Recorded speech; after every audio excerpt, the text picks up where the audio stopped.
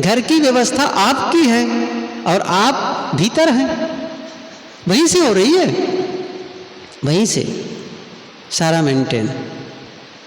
आपका शरीर, आपके कपड़े, मतलब आपके पूरा सर्कमस्टेंसेस, एक जो सर्कल है ना, जो पूरा वातावरण है ना, वो आपके द्वारा क्रिएट हो रहा है। वहां पर की परिस्थिति आपने निर्मित की है, तो फिर वो उसका नाते है। तो फिर महत्वपूर्ण भीतर से, जीवन भीतर से बाहर आता है, बाहर से भीतर नहीं जाता है कि बाहर थोड़ी जीवन वहां रखा है। जीवन आपके भीतर है। वो कैसा है, वो यदि सही कर लिए हैं, और मैं फिर से कह रहा हूं, तीसरी बार बता रहा हूं इस वाक्य को, ध्यान मन की साधना है और मन की साधना जीवन की साधना है। वहीं से साधना, इस चीज को, इसे ठीक करना है। कल मैंने थोड़ी सी बात तो कही थी, आप बीइंग और डूइंग इस पर कहा था। आपका होना और आपका करना, आपका करना आपके होने से होता है। आपका मकान जो दिख रहा है ना, गुरुदेव जी कहते थे कि जो मकान है ना, वो बड़ा शरीर है आपका, और जो शरीर है ना, वो छोटा मकान है बस। क्योंकि वो जो कुछ आप कर रहे हैं ना, वो आपके द्वारा हो रहा है। आप कैसे हैं, कल्पना करो, किसी के घर गए और वहां जाकर देखे सब सामान अस्त व्यस्त, तितर बितर पड़ा है। कपड़े कहीं टंगे हैं, छाता कहीं है, चप्पल जूते कहीं पड़े हुए हैं, बिस्तर ऐसे ही अस्त व्यस्त है, गंदगी का आलम है। किचन में गए तो देखे मक्खियां भिनभिना रही है, बर्तन जूठे पड़े हैं, अधूरा भोजन कुछ रखा हुआ है, उसमें साफ बर्तन नहीं, साफ प्लेटफॉर्म नहीं, और उसके जो इंग्रेडिएंट्स रखे हुए हैं, बहुत सारे मसाले वगैरह रखे हैं, वो देखो, कहीं डब्बा खुला है, कहीं बिख रहा है। क्या लगता है आपको? बाथरूम देखो, पता चल गया? क्या पता चल गया? इसका मतलब है इन लोगों को, इस घर में जो रहते हैं, उनको गंदगी से परहेज नहीं है ना? कौन किया है उसको? कौन वो घर की स्थिति बनाया है? भीतर वाला आपका निर्णय होता है, आप कैसा करते हैं।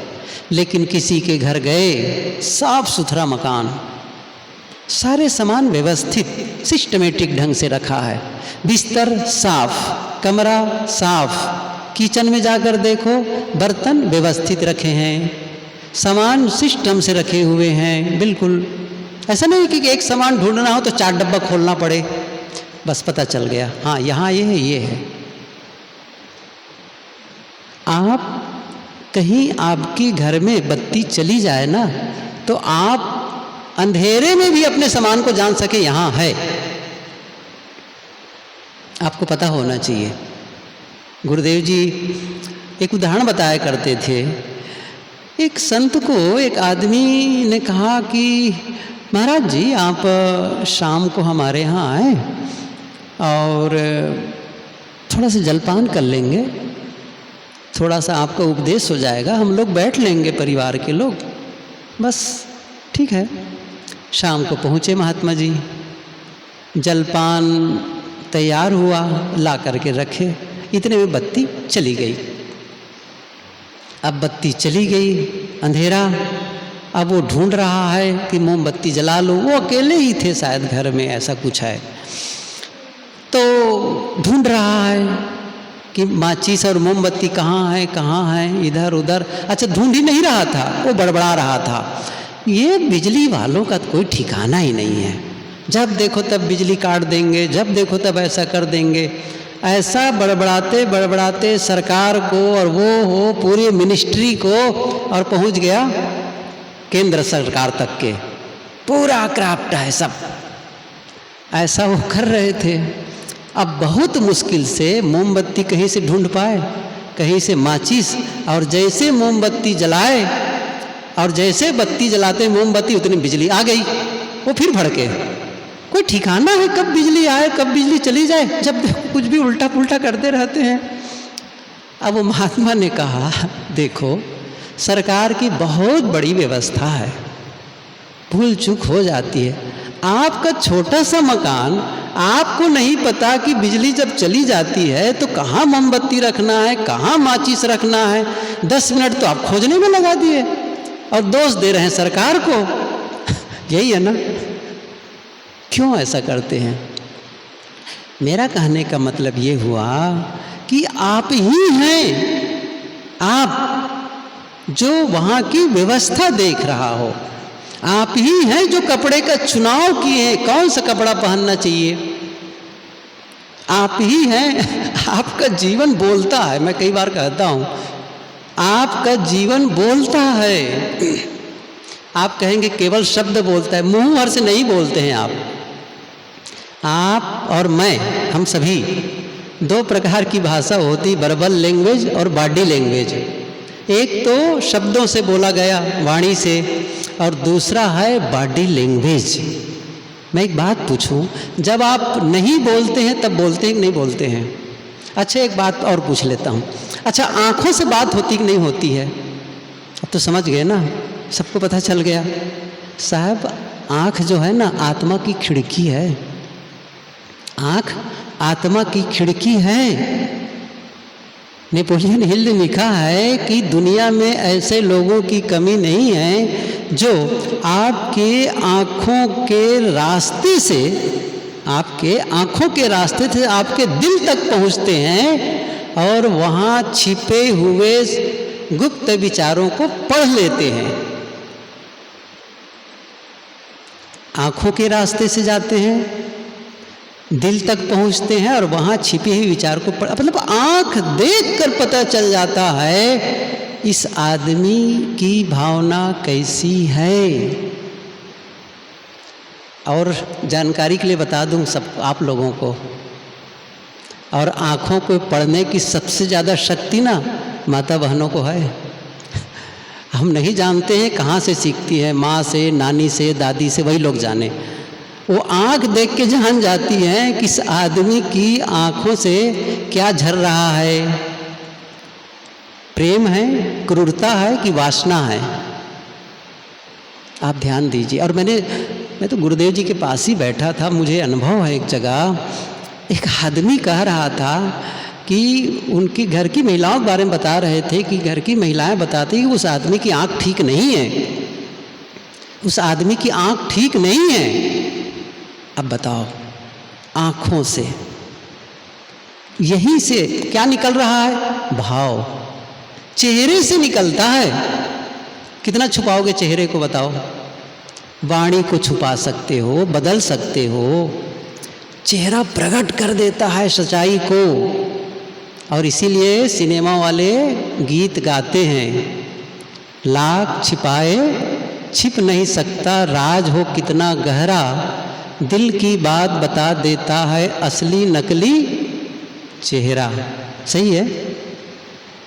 इसलिए ये मत सोचो, भीतर का भाव प्रकट हो रहा है आपके अंग आपके चाल से। कमाल है ये, आपके हर एक्टिविटीज बता रहा है कि आपका अंतस कैसा है। आपके शब्द की आवाज, आप जब चलेंगे ना, सीढ़ी पर चलेंगे तो पता चल जाएगा कैसी पदचाप है, क्रोध का है या फिर शालीनता का है, अंदर में अहंकार टपक रहा है या फिर विनम्रता का है। ये बहुत पुरानी कहानी है। एक संत थे जिससे मिलने के लिए एक सज्जन गए, दूर से आए थे, बहुत दूर से, बड़ी प्रसिद्धि थी, बड़े प्रसिद्ध संत थे भी वो, ये साधक थे, लेकिन अलग दूर थे। वो स्टेशन से उतर करके दूर तक पैदल जाना पड़ता था। ऐसे ही जिसे भी धूप पड़ रही ना, अब सोचो आपको केवल प्रीतम नगर से सामान लाद के आना पड़ जाए तो यहाँ के संतोष कहेंगे ना, इतनी दूर आश्रम बनाने की क्या ज़रूरत है। और भड़क रहा था वो, इतनी दूर बसने की क्या ज़रूरत है, नज़दीक नहीं आ सकते थे, वहाँ जाना पड़ रहा है। अब वो अंदर गर्मी, बाहर की गर्मी, सामान बोझ, शायद भूख भी लगी रही होगी, परेशान। अब बाहर गए, जब पहुँचे आश्रम में तो बाहर कुछ संत लोग खड़े थे, पूछे अमुक संत हैं? हाँ हैं अंदर।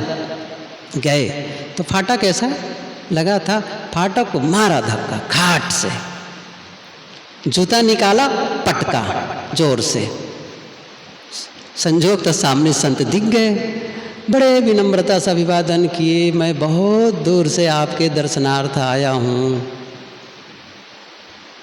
संत ने कहा, आपसे मैं बात तब करूँगा जब जा कर के पहले जूते से क्षमा मांग लो और दरवाजे से क्षमा मांग लो। उसने कहा, जूते से क्षमा क्यों मांगो? कोई वो जानदार है क्या? क्या वो फाटक में प्राण है क्या, जीव है क्या? उसने कहा, जानते हो ना प्राण नहीं है, जीव नहीं है, फिर क्यों जोर से फटक रहे थे फाटक को? उसकी क्या गलती थी फाटक की? अच्छा, जूते की क्या गलती थी जो पटक रहे थे? भीतर का जो इरिटेशन था, फ्रस्ट्रेशन था ना, वो जूते के पटकने में निकल रहा था। आप देखिए, मैं एक चीज़ बताऊं, मैं कहा ना जीवन भीतर से प्रकट होता है। मैं आपसे मांगूं, एक कलम मांगूं, आप प्लीज़ मुझे एक कलम दे दीजिए, और कलम आप वहाँ बैठे दूर में उठे से पटक दिए, लो कलम। कलम तो मुझे मिल गई, लेकिन कलम के साथ साथ में आपका कुछ मिला मुझे समझ रहे ना? आपके तरफ से कुछ आ गया, आपकी भावना आ गई, आपका भीतर वाला आ गया। किस रूप में दे रहे हैं? एक महाकवि हुए रिल्के, भारत के नहीं है बाहर के, पढ़ रहा था तो उनके मित्रों ने लिखा है रिल्के के विषय में, जब वो जूता उतारता था ना, तो उतारते समय जो रखता था तो ऐसा लगता था बड़े प्रेम पूर्ण है जूते के साथ में, और जब कपड़ा उतारता था ना तो ऐसा उस कपड़े को उतार के रखता था जैसे वो जीवंत हो, प्राणवान हो। ऐसा नहीं कि कपड़ा उठाए और पटक दिए। ये लोग लिखे थे कि हर चीज उनके कर्म, यहाँ तक कि वो फूल के पौधे के फूल को तोड़ नहीं सकता था। वो फूलों का प्रेम था उनको, फूलों से, लेकिन जाता था, खड़े होता था, बात करता था, मुस्कुराता था, बस आ जाता था। और जब घर के अंदर प्रवेश करता था ना तो ऐसे चलता था घर में कि कहीं घर को चोट न लग जाए। आप क्या कहेंगे? मुझे चोट न लग जाए। वो क्या करें? घर को चोट न लग जाए, मतलब मैं यदि बेहुदे तरीके से चलूं तो घर को तकलीफ हो सकती है। आप कहेंगे तो पागलपन की बात है। पागलपन नहीं है, वो नहीं है। हर चीज को जीवंत मान के रखता था। मैं पढ़ रहा था, एक संत, कभी नाम सुने होंगे, इस्कान के एक संत है गौर गोपाल दास जी, बहुत अच्छी उनकी पुस्तक भी मैंने पढ़ी। 2 स्पीच सुन रहा था। एक बार वो बोल रहे थे कि एक बार मैं कहीं से आया, बड़ा गर्मी, परेशान था, कमरे में गया बाथरूम में, धो रहा था कपड़े। अब वैसे भी मन परेशान था, अब बाल्टी को पटक रहा था, धो रहा था। बाहर एक सीनियर संत थे, कुछ लोगों से बात कर रहे थे। बहुत आवाज़ आई जब बाथरूम से बाल्टी की, तो वहाँ तक गए। वो सच्ची घटना बता रहे थे जो घटी मेरे साथ में। उन्होंने कहा कि क्या कर रहे हो? तो गौर गोपाल दास ने कहा कि कपड़ा धो रहा हूँ। अरे कर क्या रहे हो? उसने कहा कि कपड़ा धो रहा हूँ। वो तो सही है, लेकिन कर क्या रहे हो तुम? हैरान, कपड़ा धो रहा हूँ। फिर कहा कपड़ा धो रहा हूँ, लेकिन बाल्टी को जिस प्रकार पटक रहे हो ना, बार बार इतनी आवाज कर रहे हो, भीतर का फ्रस्ट्रेशन प्रकट हो रहा है। आपका जीवन बाहर निकल रहा है। मतलब आध्यात्मिक होने का क्या अर्थ निकलता है, बताओ मुझे? कोई साधक होने का क्या अर्थ निकलता है? एक बेतरतीब जीवन कोई जिए, अव्यवस्थित जीवन जिए, उसके पूरे क्रियाकलापों को देख करके नहीं पता चल जाता है इस आदमी में कुछ साधना क्या है। कोई आदमी कहता है मैं भगवान का बड़ा पुजारी हूँ, बड़ा भगत हूँ। आपका जीवन बता रहा है कि नहीं बता रहा है? आपका जीवन चिल्ला चिल्ला के, चीख चीख के पुकार रहा है, भगवान का दूर दूर से संबंध नहीं है ना? क्या भगवान के यदि आप भक्त हैं तो क्या शब्द ऐसे निकलना चाहिए, व्यवहार ऐसे होना चाहिए? भीतर से क्या कहा, भीतर से बाहर संवारना है, संभालना है, ऐसे नहीं हो जाएगा काम। और ये जब करने लग जाते हैं भीतर को, हम करेक्ट करने लगते हैं। जैसे माइकल एंजेलो ने जिस प्रकार डेविड की मूर्ति को तराशा था, 500 साल पहले माइकल एंजेलो, पढ़ो कभी, एक दिन बताया था ना मैं पब्लो पिकासो के बारे में। साहब ये माइकल एंजेलो को पढ़ता हूँ ना, कई जगह मैंने पढ़ा, कमाल के वो इंसान थे, अद्भुत। मेडिसिस, इटली के फ्लोरेंस नगरी, एक तो वहाँ रोम वो भी, और एक दूसरे फ्लोरेंस, तो उस नगरी के जो मेडिसिस था वो पूरा उस शहर का सबसे धनी आदमी था वो। उसने माइकल एंजेलो से कहा कि एक चौराहे पर एक मूर्ति बनानी है, स्थापित करनी है, डेविड की मूर्ति, और उसके द्वारा ये बात कहना गर्व की बात थी और टाल भी नहीं सकता था माइकल एंजेलो। और उसने कहा, स्वीकार किया। उसने लिखा है कि 2 साल तक तो केवल वो पत्थर ही ढूंढता रहा उस मूर्ति के लिए, कौन सा पत्थर है, योग्य पत्थर। उसने लिखा है कि एक दिन मैं सड़क किनारे जा रहा था तो देखा एक लकड़ी के फ्रेम में धूल और ऊपर से मिट्टी लगी हुई, घास भी उगाई थी। एक पत्थर को देखा, कई बार निकला था, देख नहीं पाया था, नज़दीक गया और 2-3 बार आगे पीछे जा कर के देखा पत्थर को, लंबा बड़ा पत्थर था। लगा कि ये योग्य है, और मजदूरों के सहारे स्टूडियो तक उसको ले गए अपने। और जानते हो 2 साल तक बाद वो पत्थर मिला उसको, और 2 साल तक उस पत्थर की केवल उन्होंने खाका बनाया, उस मूर्ति की, डेविड की मूर्ति के ऊपर से खाका बनाया। फिर उसने छीनी हथौड़ी रख दी और रेगमल और ग्राइंडर से 2 साल तक उसको फिर से घिसा। और जानते हो क्या हुआ फिर? और जब उसे, ये वैसी भी प्रसिद्धि हो गई थी पूरी इटली में कि मेडिसिस कोई बड़े काम में लगे हैं, माइकल एंजेलो मेडिसिस के लिए कोई बड़े काम में लगे हुए हैं। ये तो पता नहीं था क्या कर रहे हैं, लेकिन बड़े काम में लगे हुए हैं वर्षों से। और जिस दिन उसका अनावरण के दिन आया ना, उस दिन उस चौराहे पर हजारों लोग इकट्ठे हो गए इटली के। और जब उसका अनावरण किया गया तो मैंने पढ़ा है कि लोग खुशी से चीखने लगे और कई महिलाएं तो बेहोश होकर गिर गई। आश्चर्य लगता होगा ना, मुझे भी लगता था। फिर मैंने देखा कमाल के, फिर मैंने एक दिन, अभी कुछ दिन पहले ही सर्च किया गूगल में, आखिर में इतनी प्रसिद्धि कहाँ, कैसी मूर्ति है। तब देखा 17 फीट और कितने इंच, और बताया इतने हैं उसकी ऊंचाई। अभी भी आप कभी भी देख सकते हैं, 1501 में उसकी स्थापना है, गूगल में अभी भी है वो। मैं तो खैर पुस्तक में पढ़ी थी ये बातें। और वो एक, फिर उसके बाद में एक म्यूज़ियम को स्थापना की जहाँ पर उस मूर्ति को ठीक से रखा जा सके। उस म्यूज़ियम में लेखक ने लिखा है, जिसको मैंने पढ़ा, मैं अपने परिवार के साथ वहाँ गया, और अभी भी वो लेखक अभी जिंदा है, अमेरिकन लेखक हैं ब्रायन ट्रेसी, मैं उसका नाम बताता हूँ। अभी मैंने पुस्तक पढ़ी, चुनौतियों का सामना कैसे करें, उस पर, और उसमें भी बदले सोच बदलेगी ज़िंदगी, ये दोनों पुस्तक में उन्होंने इसका रेफरेंस दिया है। तो कहा कि वहाँ उस मूर्ति के बाजू में खड़ा होना एक अलग ही एहसास, जीवन में कभी नहीं भूल पाएगा उस मूर्ति को। और तत्काल उसको उस युग का महान कलाकार मान लिया गया। फिर उस मूर्ति को देख करके 2 साल तक पत्थर को ढूंढा, 2 साल तक वो खाका बनाया, और 2 साल तक तरासा। भीतर को तरासना है उसी मूर्ति की तरह, उस छीनी हथौड़ी को लग करके रेगमल से रगड़ना है।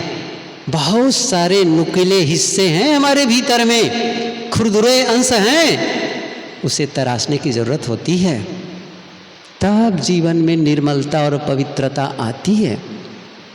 हम क्या सोच रहे हैं, बस कुछ कर्म कांड कर लेंगे, कुछ पूजा पाठ कर लेंगे, कुछ दान पुण्य कर लेंगे, बस निखर जाएगा।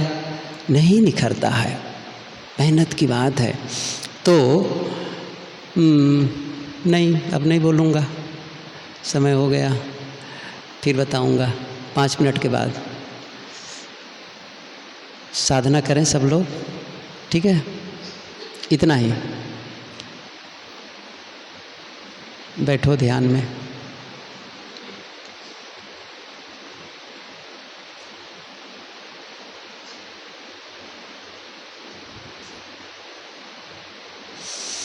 भीतर से तराशना है, एक संकल्प भाव जगे, मैं अपने जीवन के खुरदरे हिस्से को तराशूंगा और उसे स्मूथ बना लूँगा, एकदम क्लेश, सुंदर, साफ,